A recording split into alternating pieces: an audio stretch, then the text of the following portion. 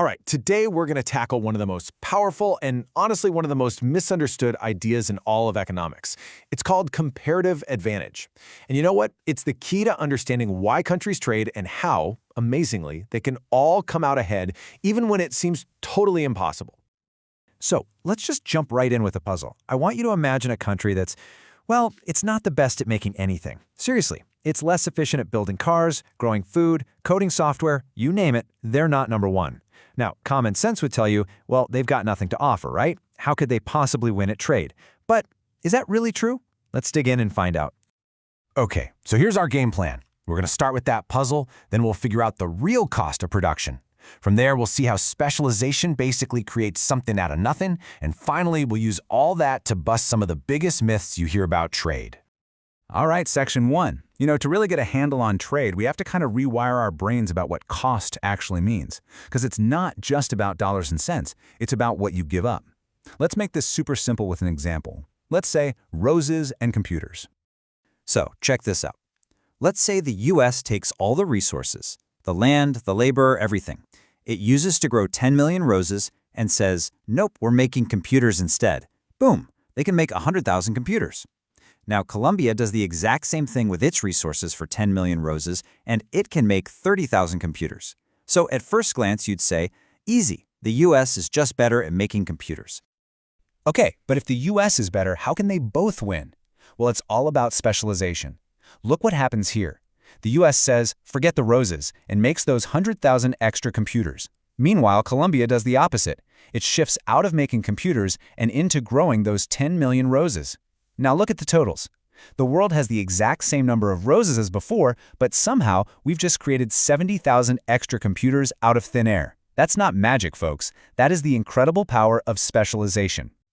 So what's the secret sauce here? Well, it's a concept called opportunity cost. Think about it. For the US, the cost of those 100,000 computers is giving up 10 million roses. But for Colombia, the cost of growing 10 million roses is only giving up 30,000 computers. See? Colombia gives up less to produce roses. That means it has a lower opportunity cost. And that, right there, is the absolute heart of this whole idea.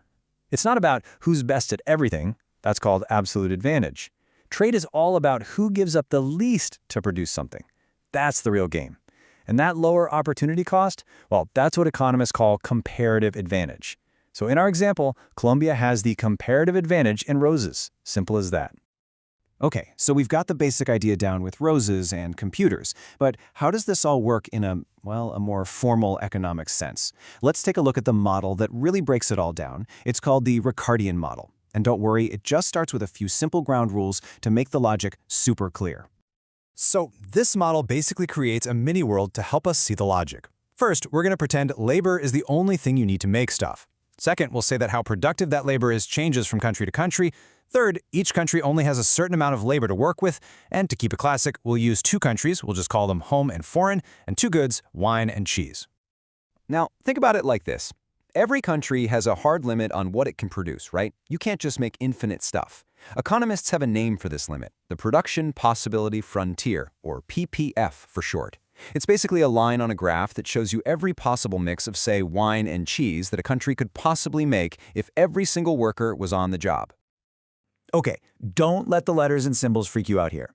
All this equation is really saying is that you can't use more labor than you actually have, right? The amount of work you spend making cheese plus the amount of work you spend making wine, it can't be more than your total workforce. It's just a fancy way of saying something we all know.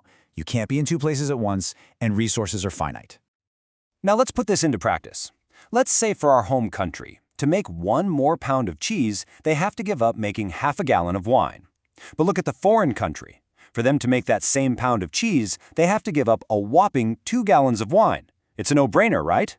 Home gives up way less wine, so it has the lower opportunity cost. And that means, ding, ding, ding, home has the comparative advantage in cheese. And this leads to a really, really cool way to think about trade.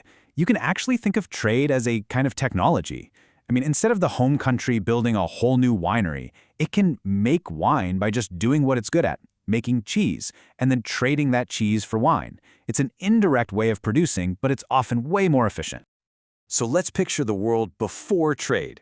In that world, a country is basically trapped by its own limits. You can only consume what you can produce. That's it. Your standard of living is completely boxed in by that production possibility frontier we talked about.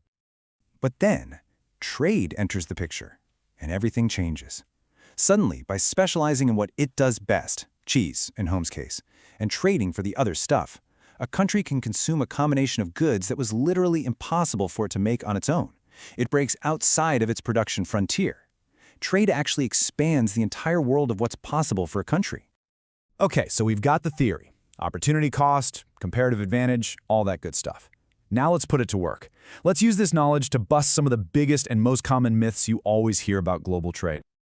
All right, first up, misconception number 1. You hear this all the time. Free trade only works if your country is the most productive. You have to be the best to win. The idea that you only benefit if you have an absolute advantage over your trading partners. But based on everything we've just seen, we know that's completely wrong. The benefits from trade don't come from being the absolute best. They come from comparative advantage. Even a country that's less productive at everything still wins because trade lets it stop trying to do the things it's really bad at. It gets to focus on what it does, well, least badly, and trade for everything else. Okay, misconception number 2, and this one is a big one. You've definitely heard it. It's the fear that trading with low-wage countries will suck jobs out of high-wage countries and drag everyone's pay down. It's a really powerful, emotional argument. But here's the reality. Wages aren't just pulled out of a hat. They're tied directly to productivity. Think of them as two sides of the same coin. You can have high wages if you also have high productivity. And you can compete on the world stage with low productivity if you also have low wages. It's how things balance out.